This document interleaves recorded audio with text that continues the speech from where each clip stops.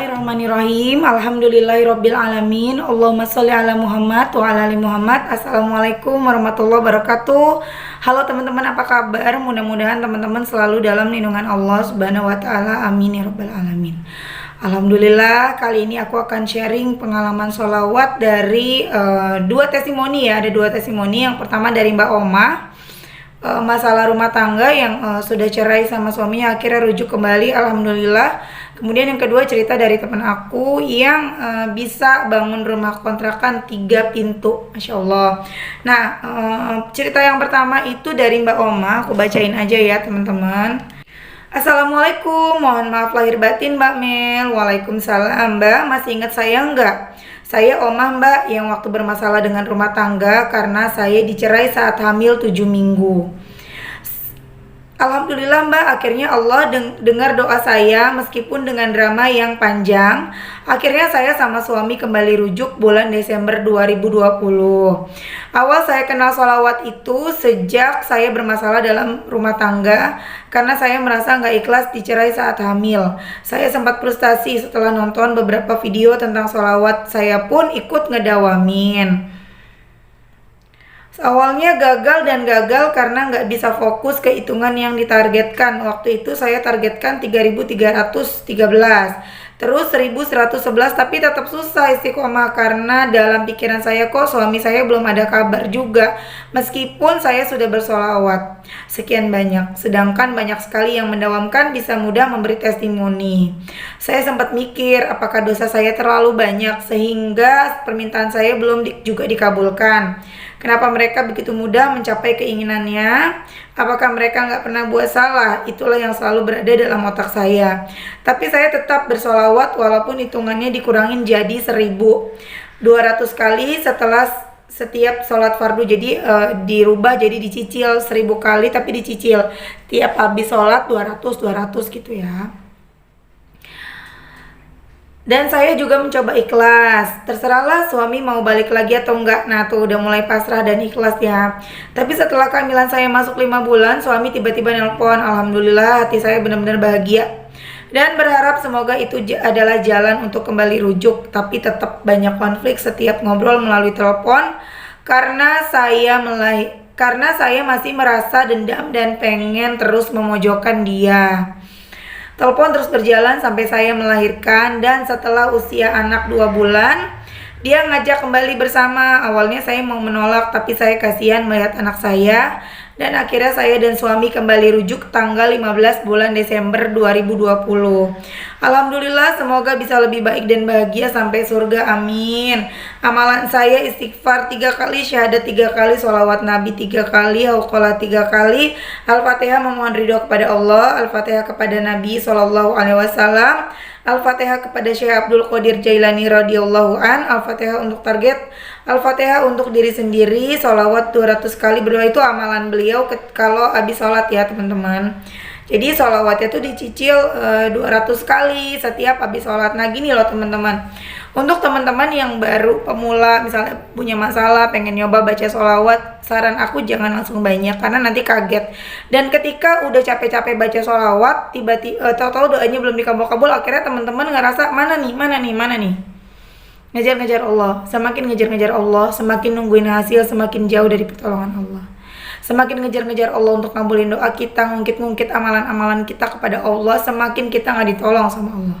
Itu ya teman-teman. Nah, ketika Mbak Oma udah mulai pasrah, udah mulai ikhlas sama semua ketentuan Allah, udahlah terserah mau dikabulinnya kapan, terserah Allah aja. Itu baru dia mulai dikabulkan doanya. Dan kemudian beliau juga bacanya istiqomah. Jadi udah nggak target banyak-banyak, cuma 1.000 tapi dicicil. Nah sebenarnya gini teman-teman, Allah lebih suka amalan yang sedikit tapi istiqomah daripada banyak tapi kita nggak istiqomah. Ya, dicicil aja. Kalau misalnya langsung 1.000, 4.000 itu berat, dicicil setiap habis sholat 200. Kalau lagi haid, bacanya sambil aktivitas, pelan-pelan, sambil masak, sambil jalan ke pasar, sambil jalan ke kantor. Nggak berasa kok, tahu-tahu udah 1.000 sholawat. Ya, istiqomahin. Jangan sampai kita jadi ngejar-ngejar Allah karena ya itu tadi, semakin jauh dari pertolongan Allah. Kemudian yang kedua, kisah selanjutnya dari teman aku, sebut aja namanya Bunga ya, karena beliau itu nggak mau disebut namanya. Jadi si Bunga ini punya tanah, dikasih sama bapaknya gitu, tanah yang mau dia bangun kontrakan. Tapi belum ada dananya nih buat bangun kontrakan, itu kan pakai uang, dan dia nggak mau riba gitu, nggak mau minjem, jadi dia ya sabar nabung sambil sholawat. Kemudian pada satu waktu si Bunga ini dititipin uang kontrakan sama omnya, uang kontrakan punya bapaknya. Dia bilang gini, Bunga, ini uang kontrakannya bapak ya, titip sama kamu. Kemudian ketika ia megang uang yang lumayan banyak, si Bunga ini bersolawat, Allahumma sholli ala Muhammad wa ala ali Muhammad. Ya Allah, mudah-mudahan bisa punya uang begini gitu, tiap bulannya dapat uang gitu kan, lumayan. Terus kemudian beliau juga bilang ke suaminya, Pak, mudah-mudahan kita bisa ya begini gitu kan. Dan Masya Allah, itu pagi malamnya dapat kabar dari suaminya. Enggak, itu dapatnya malam, paginya dapat kabar dari suaminya, siangnya lah, kalau si teman mereka ini, si suaminya si Bunga ini dikasih biaya, dimodalin untuk bangun rumah kontrakan. Jadi sebelumnya si teman aku ini kan dapat rezeki. Jadi dia sering bersolawat ya, sering bersolawat juga sebelum-sebelumnya, tapi dia nggak pernah dihitung, dia nggak pakai tasbih, dia nggak dihitung berapa-berapanya, dia solawat, ingat solawat gitu kan. Si teman aku ini dapat uang 51 juta untuk buka tabungan haji berdua sama suaminya, dari tantenya si suaminya Bunga ini. Kemudian pas paginya malamnya teman aku ini sholawat, mudah-mudahan kita sambil doa biar bisa punya uang segini. Tiba-tiba tuh pagi-paginya suaminya dapat kabar dari tantenya, uang untuk umroh dipakai buat bangun kontrakan kamu dulu aja. Nanti hasil dari kontrakan buka buat tabungan haji ya kalian berdua, begitu kan.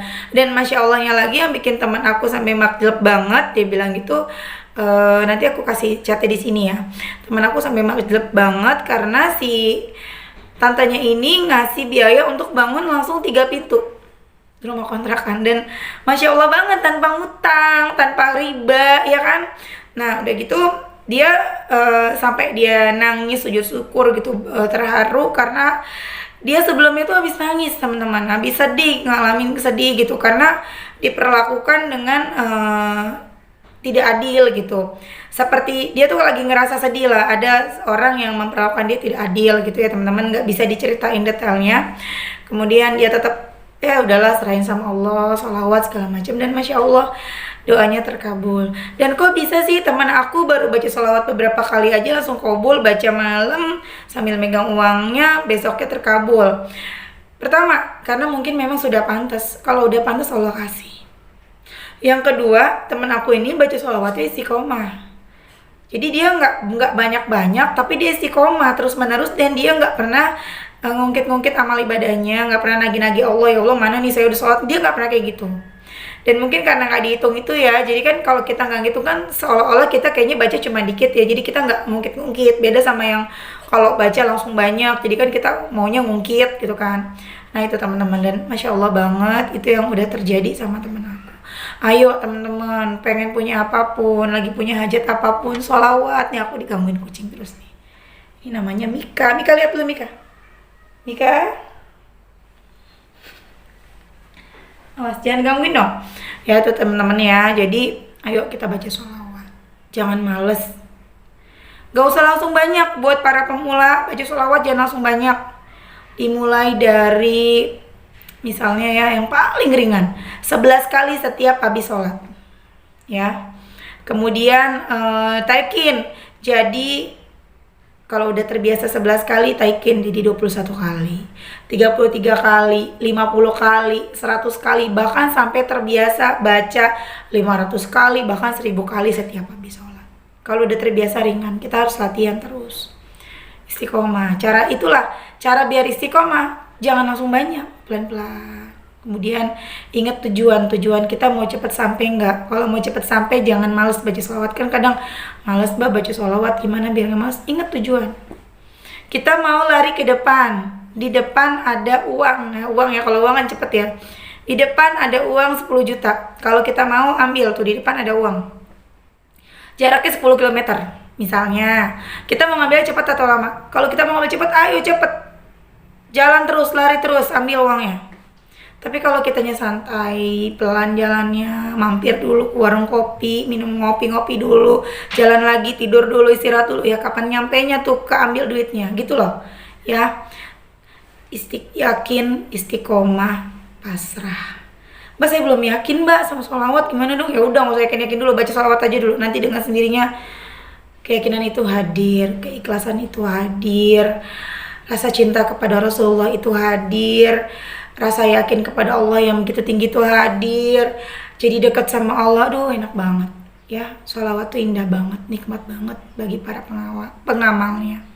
Dan untuk teman-teman yang tidak sepaham, aku no komen. Banyak banget ya yang nggak sepaham, kemudian mereka nyinyir gitu kan. Dan mungkin teman-teman ada yang lihat video-video TikTok aku tuh di share di akun-akun yang udah banyak followernya. Kayak waktu itu aku pernah dapat info dari orang, akun apa ya, kayak apa ya, Mainfo, kemudian ada lagi akun apa, satu lagi aku nggak tahu, baru kemarin aku baca. Dan banyak yang mana dalilnya baca sholawat sia-sia, ngamalin sesuatu yang sia-sia loh. Baca sholawat kok pakai dalil sih, padahal jelas di Al-Quran perbanyak sholawat. Lagian nih teman-teman ya, nih aku jadi curhat. Aku mengajak teman-teman bersolawat, mau syukur, nggak mau ya udah. Dan aku juga bukan asal ngomong, bukan berdasarkan pengalaman aku doang terus aku sebar, enggak. Aku juga nggak berani. Aku mengalami punya pengalaman sholawat, baca sholawat yang aku karang-karang sendiri terus aku kasih ke teman-teman. Ya aku juga nggak berani pertanggungjawabannya di akhirat, ya kan? Jadi ya aku kan juga berdasarkan dengar ceramah Ustadz Yusuf Mansur, kemudian aku amalkan, kemudian aku berbagi ke teman-teman, dengar ceramah dari Habib Novel Alaidrus, dengar ceramah dari banyak Ustadz Abdul Somad, kemudian guru aku di sini juga ada. Dan sholawat nggak apa-apa, bersolawat. Bahkan Habib Novel bilang sholawat karena ingin dunia nggak apa-apa, karena kita ingin dunia itu harus dikejar dengan amal soleh. Ya, oke teman-teman, aku masih mau banyak cerita, masih banyak ngobrol, tapi ini anakku udah waktunya pulang sekolah, aku mau jemput dulu. Terima kasih yang udah nonton, mudah-mudahan bermanfaat, mudah-mudahan jadi motivasi buat teman-teman. Assalamualaikum warahmatullahi wabarakatuh.